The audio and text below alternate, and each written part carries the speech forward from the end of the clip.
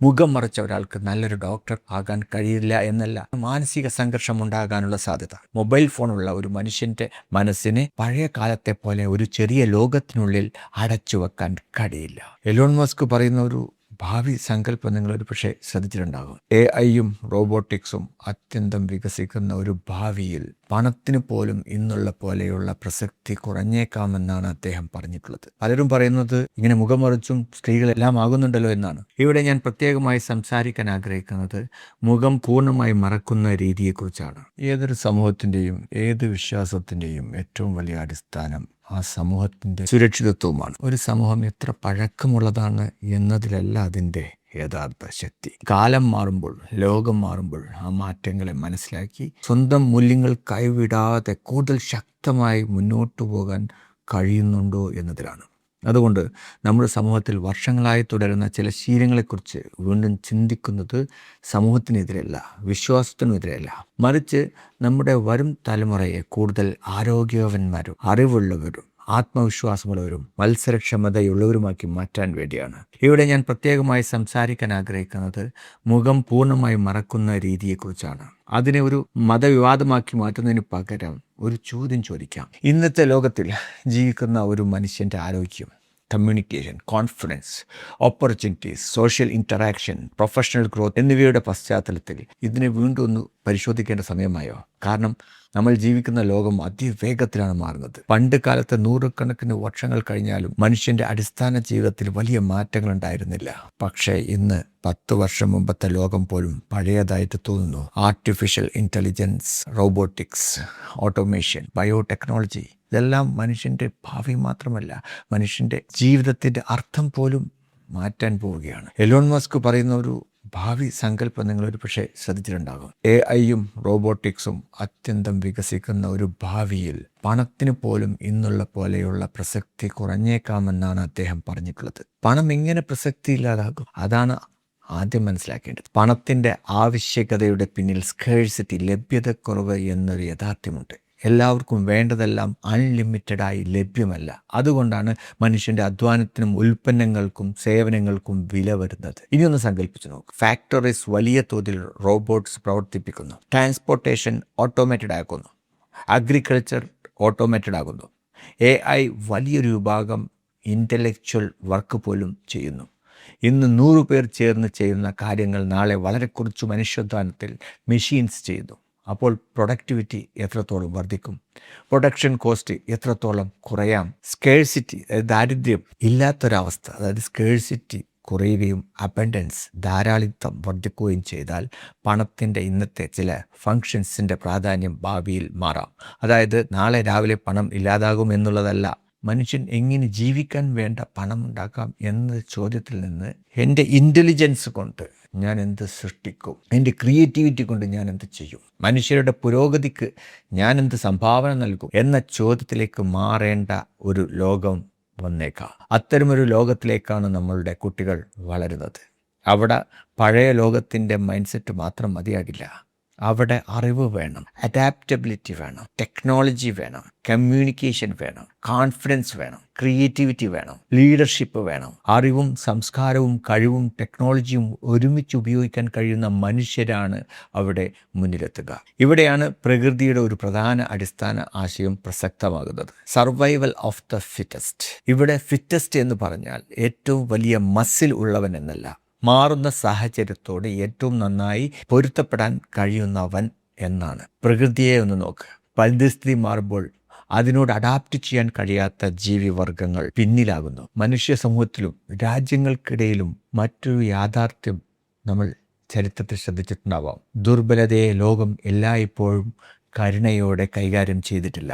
1939 Nazi Germany പോളണ്ടിനെ ആക്രമിച്ചു. 1990 Iraq കുവൈറ്റിനെ അധിനിവേശം ചെയ്തു. 2022 റഷ്യ ഉക്രൈനെ പൂർണ്ണതോതിൽ ആക്രമിച്ചു. ഇവയെല്ലാം ദുർബലമായതുകൊണ്ട് മാത്രം സംഭവിച്ച യുദ്ധങ്ങൾ എന്ന് പറയുന്നത് ചരിത്രത്തെ അമിതമായി ലളിതമാക്കുന്നതിന് തുല്യമായിരിക്കാം.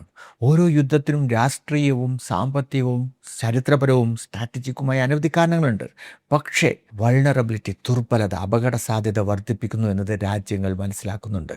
അതുകൊണ്ടാണ് ഡിഫൻസ് അവർ ശക്തിപ്പെടുത്തുന്നത്, ഇക്കോണമി അവർ ശക്തിപ്പെടുത്തുന്നത്, ടെക്നോളജി അവർ ശക്തിപ്പെടുത്തുന്നത്, എഡ്യൂക്കേഷൻ അവർ ശക്തിപ്പെടുത്തുന്നത്, സ്ട്രാറ്റജിക് അലയൻസ് ഉണ്ടാക്കുന്നത്. ഓരോ സമൂഹത്തിനും ഇതിൽ ഒരു പാഠമുണ്ട്. നല്ലവരാകണം, പക്ഷേ ഹെൽപ്ലെസ്, ദുർബലരാകരുത്. വിനയമുള്ളവരാകണം, പക്ഷേ കഴിവില്ലാത്തവരാകരുത്. സംസ്കാരമുള്ളവരാകണം, പക്ഷേ ലോകത്തെ ഭയക്കുന്നവരാകരുത്. വിശ്വാസമുള്ളവരാകണം, പക്ഷേ ചിന്തിക്കാൻ ഭയക്കുന്നവരാകരുത്. ഇവിടെയാണ് നമ്മുടെ പെൺകുട്ടികളുടെ വിഷയം വളരെ പ്രധാനമാകുന്നത്. നമ്മുടെ സമൂഹത്തിലെ ചില കുടുംബങ്ങളിലും സാമൂഹിക സാഹചര്യങ്ങളിലും ഇന്നും ഒരു പെൺകുട്ടിയുടെ ജീവിത വിജയത്തെ പ്രധാനമായും വിവാഹവുമായി ബന്ധപ്പെടുത്തി കാണുന്ന സമീപനമുണ്ട്. പഠിക്കുക, വിവാഹം കഴിക്കുക, ഒരു നല്ല ഭാര്യയാകുക, കുടുംബം നോക്കുക, കുട്ടികളെ വളർത്തുക, ഇതൊന്നും മോശമായ കാര്യങ്ങളല്ല.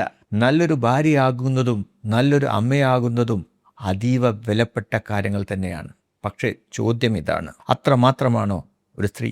അവൾ ഒരു ഭാര്യ മാത്രമല്ല, ഒരു അമ്മ മാത്രമല്ല, അവൾ ഒരു പൂർണ്ണ മനുഷ്യനാണ്. അവൾക്ക് ഇൻ്റലിജൻസ് ഉണ്ട്, ജിജ്ഞാസയുണ്ട്, ക്രിയാത്മകതയുണ്ട്, ആഗ്രഹങ്ങളുണ്ട്, നേതൃത്വ പാഠവും ഉണ്ടാകാം, ലോകത്തിന് നൽകാൻ പറ്റിയ ഐഡിയാസ് ഉണ്ടാകാം. അവൾക്കൊരു മികച്ച ഡോക്ടറാകാം, സയൻറ്റിസ്റ്റ് ആകാം, ടീച്ചറാകാം, റിസർച്ചറാകാം, എൻ്റർപ്രണർ ആകാം, എഞ്ചിനീയർ ആകാം, അഡ്മിനിസ്ട്രേറ്റർ ആകാം, ലീഡർ ആകാം, അതോടൊപ്പം ഭാര്യയും അമ്മയുമാകാം. ഇവ തമ്മിൽ ഒരിക്കലും യുദ്ധമില്ല.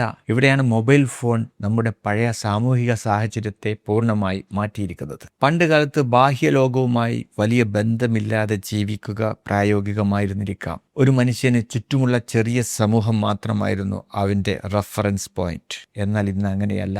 എല്ലാവരുടെയും കയ്യിൽ സ്മാർട്ട് ഫോൺ ഉണ്ട്. ഒരു പെൺകുട്ടി ഫോൺ തുറക്കുന്നു, ലോകത്തിലെ മികച്ച യൂണിവേഴ്സിറ്റീസ് കാണുന്നു, ലോകത്തിലെ ഏറ്റവും മികച്ച ഡോക്ടേഴ്സിനെ കാണുന്നു, സയൻറ്റിസ്റ്റിനെ കാണുന്നു, സംരംഭകരെ കാണുന്നു, സ്ത്രീകൾ കമ്പനീസ് നയിക്കുന്നത് കാണുന്നു, ടെക്നോളജി നിർമ്മിക്കുന്നത് കാണുന്നു, റിസർച്ച് ചെയ്യുന്നത് കാണുന്നു. ലോകത്തിൻ്റെ സാധ്യതകൾ മുഴുവൻ അവളുടെ മുന്നിൽ തുറന്ന് കിടക്കുകയാണ്. ഇവിടെ നമ്മൾ മനസ്സിലാക്കേണ്ട വളരെ പ്രധാനപ്പെട്ട ഒരു യാഥാർത്ഥ്യമുണ്ട്. മൊബൈൽ ഫോണുള്ള ഒരു മനുഷ്യൻ്റെ മനസ്സിനെ പഴയ കാലത്തെ പോലെ ഒരു ചെറിയ ലോകത്തിനുള്ളിൽ അടച്ചു വെക്കാൻ കഴിയില്ല. അവൾ ലോകം കാണുന്നുണ്ട്, മറ്റുള്ളവർക്ക് ലഭിക്കുന്ന അവസരങ്ങൾ കാണുന്നുണ്ട്, സ്വന്തം പൊട്ടൻഷ്യൽ എന്തായിരിക്കാം, സ്വന്തം കഴിവുകൾ എന്തായിരിക്കും എന്ന് ചിന്തിക്കാൻ തുടങ്ങുന്നുണ്ട്. അപ്പോൾ അവൾ കാണുന്ന ലോകവും അവൾക്ക് ലഭിക്കുന്ന ലോകവും തമ്മിൽ വലിയൊരു അകലം വന്നാൽ എന്ത് സംഭവിക്കും? അവിടെയാണ് മാനസിക സംഘർഷം ഉണ്ടാകാനുള്ള സാധ്യത. പുറത്തെ ലോകം അവളോട് പറയുന്നു, നിനക്ക് എന്തുമാകാം, നിനക്കിതാ പഠിക്കാം, നിനക്ക് സൃഷ്ടിക്കാം, നിനക്ക് നേതാവാകാം, നിനക്ക് ലോകത്തിൻ്റെ ഏത് വേദിയിലും എത്താം. അതേസമയം അവളുടെ സാമൂഹിക സാഹചര്യം അവളുടെ സാധ്യതകളെ വളരെ ചെറിയൊരു പരിധിയിലേക്ക് ചുരുക്കിയാൽ ആ രണ്ട് യാഥാർത്ഥ്യങ്ങൾ തമ്മിൽ ഒരു കോൺഫ്ലിക്റ്റ് ഉണ്ടാകും, ഒരു യുദ്ധം ഉണ്ടാകും. അതുകൊണ്ട് ഇന്ന് മനുഷ്യനെ ശക്തമാക്കേണ്ടത് ലോകം കാണാതിരിക്കാൻ പഠിപ്പിച്ചുകൊണ്ടല്ല, ലോകം മുഴുവനും കണ്ടിട്ടും അതിലെ നല്ലതും മോശവും തിരിച്ചറിഞ്ഞിട്ടും സ്വന്തം മൂല്യങ്ങളും വിശ്വാസവും നഷ്ടപ്പെടാതെ ആ ലോകത്തിൽ ആത്മവിശ്വാസത്തോടെ ജീവിക്കാൻ കഴിയുന്ന രീതിയിൽ വളർത്തിക്കൊണ്ടാണ്. ഇനി പൂർണ്ണമായി മുഖം മറക്കുന്ന വിഷയത്തിലേക്ക് വരാം. ഇവിടെ ആദ്യം കമ്മ്യൂണിക്കേഷനെ കുറിച്ച് നമുക്കൊന്ന് ചിന്തിക്കാം. കാരണം പലരും പറയുന്നത് ഇങ്ങനെ മുഖം മറച്ചും സ്ത്രീകളെല്ലാം ആകുന്നുണ്ടല്ലോ എന്നാണ്. നമ്മൾ മനസ്സിലാക്കേണ്ടത് മനുഷ്യൻ്റെ മുഖം വെറുമൊരു ശരീരഭാഗമല്ല, അത് ഒരു കമ്മ്യൂണിക്കേഷൻ ഇൻസ്ട്രുമെൻ്റാണ്. നമ്മൾ സംസാരിക്കുന്നത് വാക്കുകൾ കൊണ്ടല്ല. നമ്മളുടെ കണ്ണുകൾ സംസാരിക്കുന്നു, പുഞ്ചിരി സംസാരിക്കുന്നു, നമ്മളുടെ ആകുലതകൾ സംസാരിക്കുന്നു, ആത്മവിശ്വാസം സംസാരിക്കുന്നു, നമ്മുടെ കൺഫ്യൂഷൻ സംസാരിക്കുന്നു, മറ്റുള്ളവരെ മനസ്സിലാക്കാനുള്ള ആ കഴിവ്. നമ്മൾ ഒരു കാര്യം അംഗീകരിക്കുന്നുണ്ടോ അതോ അംഗീകരിക്കുന്നില്ലേ, താല്പര്യമുണ്ടോ താല്പര്യമില്ലേ, ഇതെല്ലാം മറ്റൊരു മനുഷ്യൻ നമ്മുടെ മുഖത്തിൽ നിന്ന് വായിക്കുന്ന ഇൻഫർമേഷനാണ്. ഒരു ഡോക്ടറിനെ കുറിച്ച് സങ്കല്പിച്ച് നോക്കൂ. ഒരു പേഷ്യൻ്റ് പേടിച്ചുകൊണ്ട് ഡോക്ടറിൻ്റെ മുന്നിലിരിക്കുന്നു. കയ്യിൽ ഒരു ടെസ്റ്റ് റിസൾട്ട് ഉണ്ട്. അയാൾ ചോദിക്കുന്നു, ഡോക്ടർ ഇത് സീരിയസ് ആണോ? ഡോക്ടർ പറയുന്നു, ഇപ്പോൾ വലിയ പേടിക്കേണ്ട കാര്യമില്ല. പേഷ്യൻ്റ് കേൾക്കുന്നത് ആ വാക്കുകൾ മാത്രമല്ല, ഡോക്ടറിൻ്റെ മുഖഭാവവും അയാൾ വായിക്കുന്നു. ഡോക്ടർ കോൺഫിഡൻ്റ് ആണോ അത് പറയുമ്പോൾ, അതോ വെപ്രാളത്തിലാണോ? എൻ്റെ പേടി ഡോക്ടർ മനസ്സിലാക്കിയോ? ഡോക്ടർ റിലാക്സിനാണോ? ഒരു ചെറിയ പുഞ്ചിരി പോലും അത് പേഷ്യൻറ്റിനോട് പറയാം, റിലാക്സ്, ഞാൻ നിങ്ങളെ മനസ്സിലാക്കും. അതിൻ്റെ പേരാണ് റാപ്പോർട്ട്, അതിൻ്റെ പേരാണ് വിശ്വാസം. അതാണ് മനുഷ്യന്മാർ തമ്മിലുള്ള ബന്ധം. മുഖം മറച്ച ഒരാൾക്ക് നല്ലൊരു ഡോക്ടർ ആകാൻ കഴിയില്ല എന്നല്ല, തീർച്ചയായും കഴിയും. പക്ഷേ മുഖം നൽകുന്ന ചില നോൺ വെർബൽ ക്യൂസ്, അതായത് വാക്കുകൾ കൊണ്ട് പ്രകടിപ്പിക്കാത്ത കാര്യങ്ങൾ ലഭ്യമല്ലാതാകുമ്പോൾ കമ്മ്യൂണിക്കേഷൻ്റെ ഒരു ചാനൽ കുറയാം. ഇത് ഡോക്ടറിൻ്റെ കാര്യത്തിൽ മാത്രമല്ല, teacher, lawyer, entrepreneur, sales professional, manager, consultant, leader, customer service, public speaking, ഇവിടെയെല്ലാം നോളജ് മാത്രം പ്രൊഫഷണൽ ക്യാപിറ്റൽ അല്ല. ഹ്യൂമൻ കണക്ഷൻ അതും ഒരു പ്രൊഫഷണൽ ക്യാപിറ്റലാണ്. കമ്മ്യൂണിക്കേഷൻ എന്നത് ഞാൻ സംസാരിക്കുന്നത് മാത്രമല്ല, ഞാൻ അപ്പുറത്തുള്ള മനുഷ്യനെ വായിക്കുന്നതുമാണ്. നമ്മളിപ്പോൾ സംസാരിക്കുമ്പോൾ മറ്റൊരാളുടെ മുഖത്ത് ഒരു കൺഫ്യൂഷൻ വന്നാൽ നാം നമ്മളുടെ വിവരണം ഒന്ന് മാറ്റും, അല്ലേ? ഒരു ഡിസഗ്രീമെൻറ്റ് അംഗീകരിക്കുന്നില്ല എന്ന് കണ്ടാൽ നമ്മുടെ രീതി മാറ്റും. വിഷമം കണ്ടാൽ നമ്മുടെ ടോൺ മാറ്റും. ഇൻട്രസ്റ്റ് കണ്ടാൽ ആ പോയിന്റ് കൂടുതൽ നമ്മൾ വിശദീകരിക്കും. ഇതാണ് ഹ്യൂമൻ കമ്മ്യൂണിക്കേഷൻസിൻ്റെ ഫീഡ്ബാക്ക് ലൂപ്പ്. ഞാൻ നിങ്ങളെ വായിക്കുന്നു, നിങ്ങൾ എന്നെ വായിക്കുന്നു. അതാണ് സോഷ്യൽ ഇൻ്റലിജൻസ്. കോമ്പറ്റീറ്റീവ് ലോകത്തിൽ രണ്ടു പേർക്ക് ഒരേ ക്വാളിഫിക്കേഷൻ ഉണ്ടാകാം, ഒരേ നോളജ് ഉണ്ടാകാം, ഒരേ ടെക്നിക്കൽ സ്കിൽ ഉണ്ടാകാം. പക്ഷേ ഒരാൾക്ക് മറ്റുള്ളവരുമായി കൂടുതൽ വേഗത്തിൽ റാപ്പോർട്ട് ഉണ്ടാക്കാനും ബന്ധങ്ങൾ ഉണ്ടാക്കാനും മനസ്സിലാക്കാനും വിശ്വാസം സൃഷ്ടിക്കാനും കഴിയുന്നുവെങ്കിൽ ആ ചെറിയ ഒരു അഡ്വാൻറ്റേജ് പോലും അവസരങ്ങളെ സ്വാധീനിക്കാം. ഇവിടെയാണ് പീക്ക് പെർഫോമൻസ് എന്ന ആശയം വരുന്നത്. പീക്ക് പെർഫോമൻസ് മാത്രമല്ല നമ്മുടെ വിഷയം, പക്ഷേ അത് ഇതിൻ്റെ ഒരു പ്രധാന ഭാഗമാണ്. കോമ്പറ്റീറ്റീവ് ആയിട്ടുള്ള മത്സരബുദ്ധിയുടെ ലോകത്തിൽ അനാവശ്യമായ ഒരു ഡിസ്അഡ്വാൻറ്റേജ് എന്തിന് സ്വീകരിക്കണം?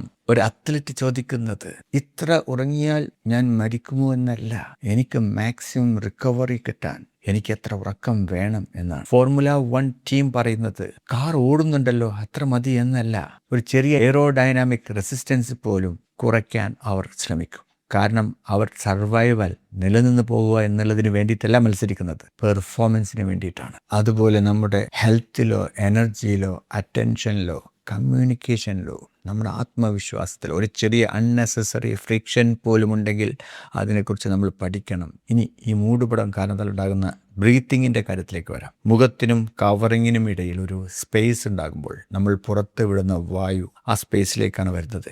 എക്സൈൽഡ് എയർ, നമ്മൾ നിശ്വസിച്ച വായു ഫ്രഷ് എയറിനോട് തുല്യമല്ല, അതിൽ കാർബൺ ഡൈ ഓക്സൈഡ് കൂടുതലാണ്. ഇങ്ങനെയുള്ളൊരു സാഹചര്യത്തിൽ ചോദിക്കേണ്ട ശാസ്ത്രീയമായ ചോദ്യങ്ങൾ വളരെ വ്യക്തമാണ്. ആ വായു എത്ര വേഗത്തിലാണ് പുറത്തേക്ക് പോകുന്നത്?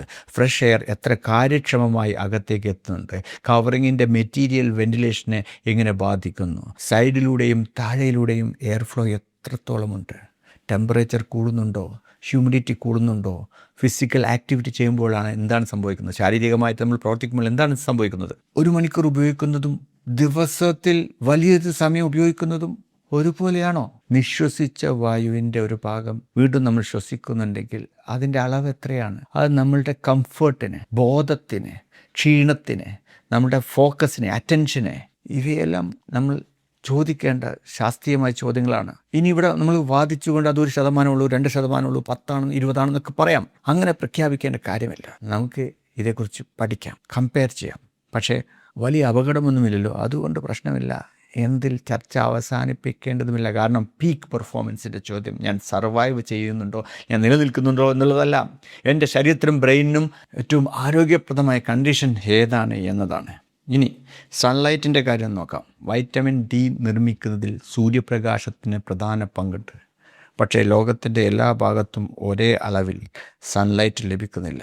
ധാരാളം സൂര്യപ്രകാശമുള്ള ഒരു പ്രദേശത്ത് രൂപപ്പെട്ട ഒരു ലൈഫ് സ്റ്റൈൽ വർഷത്തിലെ വലിയൊരു സമയത്ത് സൺലൈറ്റിൻ്റെ കുറവുള്ള മറ്റൊരു രാജ്യത്ത് അതേ സൈക്കോളജിക്കൽ സാഹചര്യം സൃഷ്ടിക്കണമെന്നില്ല. അതുകൊണ്ട് ഒരു ലൈഫ് സ്റ്റൈൽ ഒരു പ്രത്യേക ജിയോഗ്രാഫിയിൽ രൂപപ്പെട്ടു എന്നുള്ളത് കൊണ്ട് ലോകത്തിലെ എല്ലാ ജിയോഗ്രാഫികളിലും അതേ രീതിയിൽ നന്നായിക്കൊള്ളണമെന്നില്ല. ക്ലൈമറ്റ് നോക്കണം, അന്തരീക്ഷം നോക്കണം, ചൂട് നോക്കണം, ഈർപ്പം നോക്കണം, സൂര്യപ്രകാശം നോക്കണം, ആരോഗ്യം നോക്കണം, ഓരോ വ്യക്തിയുടെയും സാഹചര്യങ്ങൾ നോക്കണം. വൈറ്റമിൻ ഡി ഡെഫിഷ്യൻസി ഉണ്ടെങ്കിൽ അത് കണ്ടെത്തുകയും പരിഹരിക്കുകയും വേണം. വൈറ്റമിൻ ഡി സ്റ്റാറ്റസിനും മൂഡും ഉൾപ്പെടെയുള്ള ആരോഗ്യ ഘടകങ്ങൾക്കും തമ്മിൽ വലിയ അസോസിയേഷൻ ഉണ്ടെന്ന് പഠനങ്ങൾ കണ്ടെത്തിയിട്ടുണ്ട്.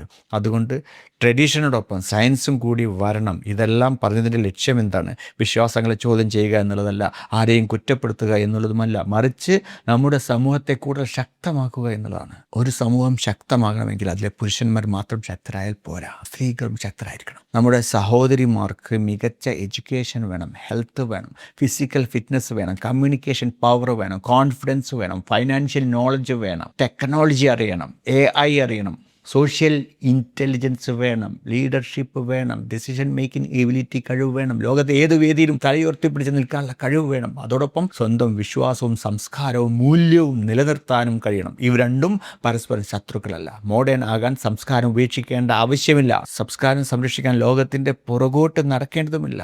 ഇതാണ് നമ്മൾ മാറ്റേണ്ട ഒരു ചിന്ത. അറിവും സംസ്കാരവും ഒരുമിച്ച് കൊണ്ടുപോകാം. സയൻസും വിശ്വാസവും തമ്മിൽ അനാവശ്യ യുദ്ധം സൃഷ്ടിക്കേണ്ടതില്ല.